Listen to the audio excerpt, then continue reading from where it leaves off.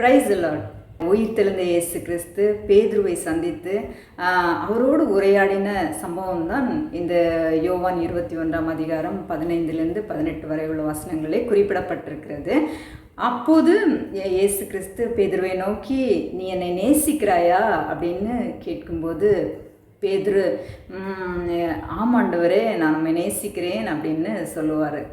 3 தடவை இயேசு அவரை பார்த்து கேட்கும்போது 3ஆம் முறை பேதுரு மனம் நொந்து, ஆமாண்டவரே, நான் உம்மை நேசிக்கிறேன் என்பதை நீர் அறிவீர் அப்படின்னு சொல்லுவார்.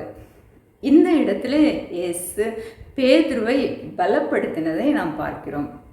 கிறிஸ்து அவர்களுக்கு காட்சி கொடுக்கும் வரைக்கும் அந்த குழப்பமான சூழ்நிலையும் ஒரு பின்மாற்றமும் ஒரு நிலையில்லாத அடுத்தது என்ன என்று தெரியாத ஒரு சூழ்நிலையில் தான் பேதுருவும் இருந்து கொண்டிருந்தார்.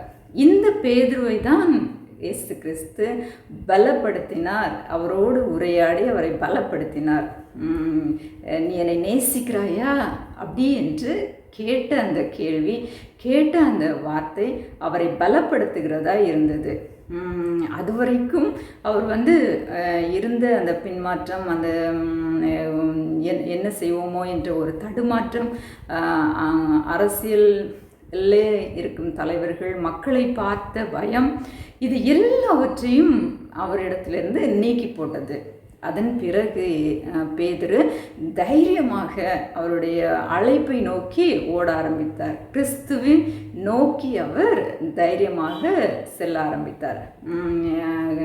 இயேசு கிறிஸ்து, உயிர்த்தெழுந்த இயேசு கிறிஸ்து அவரை சந்தித்து அவரை பலப்படுத்தின பிறகு, என்னை நேசிக்கிறாயா, என் ஆடுகளை மேய்ப்பாயாக அப்படின்னு அவர் பலப்படுத்தின பிறகு பேதுருடைய வாழ்க்கையில் மிகப்பெரிய மாற்றத்தை நாம் பார்க்க முடியும். அதன் பிறகு அவருடைய வாழ்க்கையில் பின்மாற்றத்தை பார்க்கவே முடியவில்லை. அவர் மூலமாக செய்யப்பட்ட ஊழியம் அதிகமாக இருந்தது. அவர் மூலமாக செய்யப்பட்ட அற்புதங்கள், அடையாளங்கள் அநேகமாக இருந்தது. அநேகர் நன்மையை பெற்றுக்கொண்டார்கள்.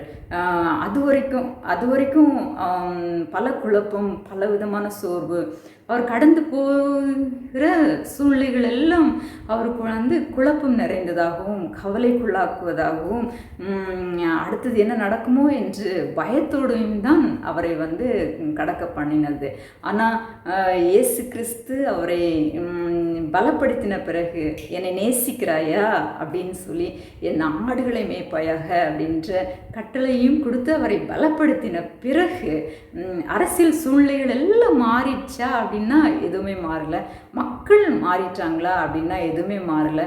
அவர் கடந்து செல்லும் பிரச்சனைகள் எல்லாம் தீர்ந்து போயிட்டா அப்படின்னா அதுவும் எதுவுமே இல்லை. மற்ற எதுவுமே மாறலை. ஆனால் எல்லாவற்றையும் எதிர்கொள்ள பேதுரு துணிச்சல் உள்ளவராக இயேசுவை பின்பற்றி சென்றதை நாம் பார்க்கிறோம். எல்லா சூழ்நிலைகளும் எதிராக இருந்தாலும் அந்த சூழ்நிலைகளையும் எதிர்கொள்ள பேதுரு தைரியமானவராக இருந்தார். இயேசுவின் பலத்தால் எல்லாவற்றையும் மேற்கொண்டு மிகவும் துணிச்சலாக இயேசுவை கிறிஸ்து என்று பிரசங்கிக்கவும் அவர் தயங்கலை. அவருடைய அழைப்பை நோக்கி ஓடவும் அவர் தயங்கவே இல்லை.